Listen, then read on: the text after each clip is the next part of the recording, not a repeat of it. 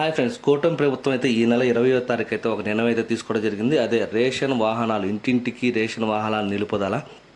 ఇక్కడ నుంచి కేవలం రేషన్ షాపుల్లో మాత్రమే రేషన్ దొరుకుతుంది, ఇంటింటికి రేషన్ అయితే దొరకదని చెప్పేసి జీవోని అయితే పాస్ చేయడం అయితే జరిగింది. కానీ రేషన్ వాహనాలకు మాత్రం 2027 జనవరి వరకు అయితే అగ్రిమెంట్ ఉంది. ఈ అగ్రిమెంట్ వరకు కొనసాగించకుండా రేషన్ వాహనాలని నిలిపివేయడం అయితే జరిగింది. దీన్నైతే రేషన్ వాహనదారులు అయితే తీవ్రంగా ఖండిస్తున్నారు. 2027 జనవరి వరకు ఉన్న అగ్రిమెంట్ ఇంకా 19 నెలల కాల వ్యవధి ఉన్నా కానీ మమ్మల్ని ఇప్పటికిప్పుడు జీవో పాస్ చేసి రోడ్డున పడేశారు. మా జీవితాలు ఏంటి, మా పరిస్థితి ఏంటి? 9260 రేషన్ వాహనదారులు మరియు వాళ్ళ హెల్పర్స్ ఒక 9260, మొత్తం కూడా 18540 వరకు కుటుంబాలు అయితే రోడ్డున పట్టడం అయితే జరిగింది. దీన్నైతే రేషన్ వాహనదారులు తీవ్రంగా అయితే ఖండిస్తున్నారు.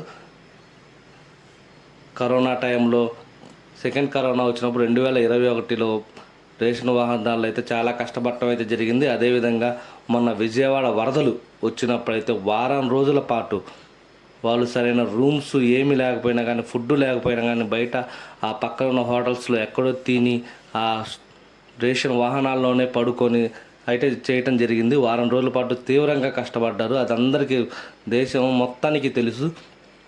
ఈ ఎండియు వ్యవస్థ అనేది 2021 ఫిబ్రవరి నుంచి అయితే స్టార్ట్ అయింది.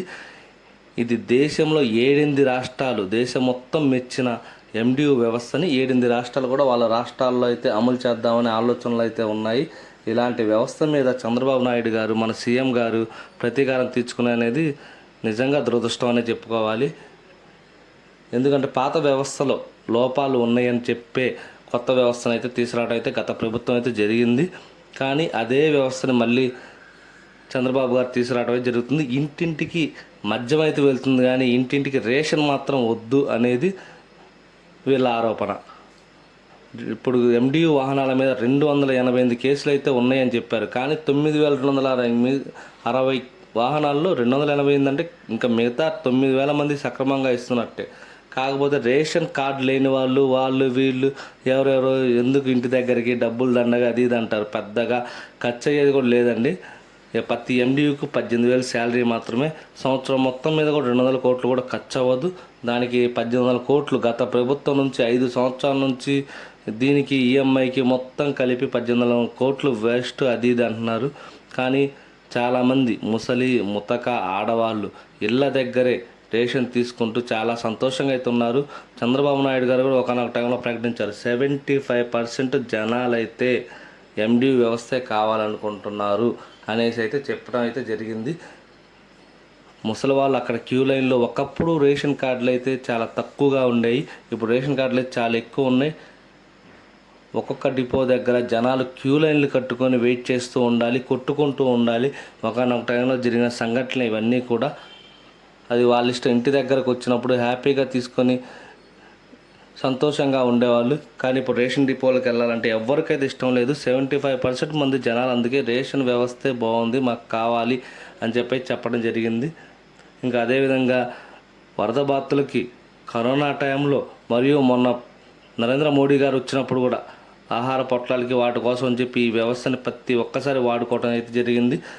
ఒక వారం క్రితం అంటే ఈ నెల మే 14వ తారీఖున మన నాదెండ్ల మనోహర్ గారు, మినిస్టర్ గారు అయితే అందరినీ పిలిచి, ఎండియు అధ్యక్షులను వాళ్ళని అయితే పిలిచి చిన్న మీటింగ్ అయితే కండక్ట్ చేయడం అయితే జరిగింది. మీ వ్యవస్థ చాలా బాగుంది, జనాలు కూడా మీకు సపోర్ట్గా ఉన్నారు, మీకేం ఇబ్బంది లేదు, 27 జనవరి వరకు అయితే మీ రేషన్ వ్యవస్థ కొనసాగుతుందని అయితే చెప్పడం జరిగింది. కానీ ఇలా అర్ధాంతరంగా తీసేయడం అనేది, ఏమాత్రం చిన్న ఇన్ఫర్మేషన్ కూడా ఇవ్వకుండా రేషన్ వాహనదారులకు తీసేయటం అనేది చాలా దురదృష్టకరమైన విషయం. చాలా చోట్ల అయితే ఎండియు వాహనదారులు అయితే ధర్నాలు చేస్తున్నారు, కానీ పోలీసులు అనుమతి లేదు అని చెప్పి పంపించేస్తున్నారు. మరియు అలాగే గుంటూరులో ఒక రేషన్ వాహనదారులకు అయితే గుండెపోటు కూడా రావటం జరిగింది. సడన్గా రేషన్ వ్యవస్థని ఆపేసరికి తనకి ఏం చేయాలో తెలియలేదు. ఆలోచనలో కూడా ఇలా గుండెపోటు తెచ్చుకోవడం జరిగింది. దయచేసి నాదెండ్ల మనోహర్ గారు, చంద్రబాబు గారు రేషన్ వాహనదారుల మీద దయ ఉంచి రేషన్ వ్యవస్థను కొనసాగించాలని చెప్పి అయితే కోరుకోవడం జరిగింది. వాళ్ళేం గొంతమ్మ కోరికలు అయితే కోరటం లేదు. కేవలం 2027 జనవరి వరకు మా అగ్రిమెంట్ అయితే ఉంది, ఆ అగ్రిమెంట్ వరకు కొనసాగిస్తే ఆ తర్వాత మేము ఏదో ఒకటి చేసుకుంటాం, ముందు నుంచి ఒక ప్లాన్ ప్రకారం వెళ్తాం అని చెప్పారు. కానీ రేషన్ వాహనదారులకు అయితే 10% ఓన్లీ సబ్సిడీ ద్వారా మాత్రమే వాళ్ళ కుల ప్రతిపాదకన సబ్సిడీ ఎస్సీ ఎస్టీ ముస్లిం మైనార్టీ కార్పొరేషన్లు బీసీ కార్పొరేషన్ ద్వారా మాత్రం వాళ్ళకు వాహనాలు అయితే వచ్చాయి. గవర్నమెంట్ ముద్రా లోన్ ద్వారా వచ్చింది, అంతే తప్ప వేరే వ్యవస్థ వేరే దానివల్ల వచ్చింది.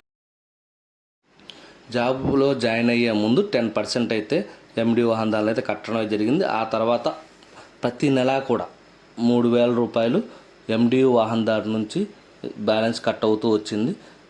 ఇంకొక 8,879 రూపాయలు అయితే ప్రతి సంవత్సరం ప్రతి నెల కూడా గవర్నమెంట్ కార్పొరేషన్ల ద్వారా సబ్సిడీ కింద అయితే జమ చేయటం అయితే జరుగుతుంది. ఇది మొదటి నుంచి కూడా వాళ్ళ పేరు మీదే ఉన్నాయి. ఇప్పుడు పేరు మార్చడానికి సపరేట్గా లేదు. మొన్న నాదెండ్ల మనోహర్ గారు చెప్పినట్టు ఎక్కడా కూడా పూర్తిగా అయితే వాళ్ళ పేరు మీదే ఉంది. కానీ ఆ సబ్సిడీ అమౌంట్ అనేది ఒకేసారి క్లియర్ చేసి వాళ్ళకైతే ఆర్థిక ఇబ్బంది లేకుండా వాహనాలే నడుపుకోవచ్చు నెల మొత్తం కూడా అని చెప్పి చెప్పడమే జరిగింది. కానీ రేషన్ వాహనదారులు మాత్రం మాకు సంవత్సరంన్నర టైం ఉంది కాబట్టి 19 నెలలు, ఈ 19 నెలలు కొనసాగించండి. ఆ తర్వాత 2027 జనవరికి అయితే మేమే స్వతహాగా వెళ్ళిపోతాము. ఇప్పటికిప్పుడు అంటే మాకు బాడిగలు ఎక్కడా దొరకవు, మేము ఏం పని చేసుకోవాలని చెప్పి రేషన్ వాహనదారులు అయితే ఆందోళన అయితే వ్యక్తం చేస్తున్నారు. ప్రభుత్వం అయితే దయచేసి రేషన్ వాహనదారులను కొనసాగించాలి అని చెప్పి అదే ధర్నాలు చేస్తున్నారు. జియోని వెనక్కి తీసుకోవాలని చెప్పి కూడా కోరుకుంటున్నారు. గౌరవ ముఖ్యమంత్రి గారు పవన్ కళ్యాణ్ గారు నాదెండ్ల మనోహర్ గారిని అయితే కోరుకుంటున్నారు. నా వీడియో నచ్చినట్టయితే లైక్ చేయండి, షేర్ చేయండి, సబ్స్క్రైబ్ చేయండి. Thank you all.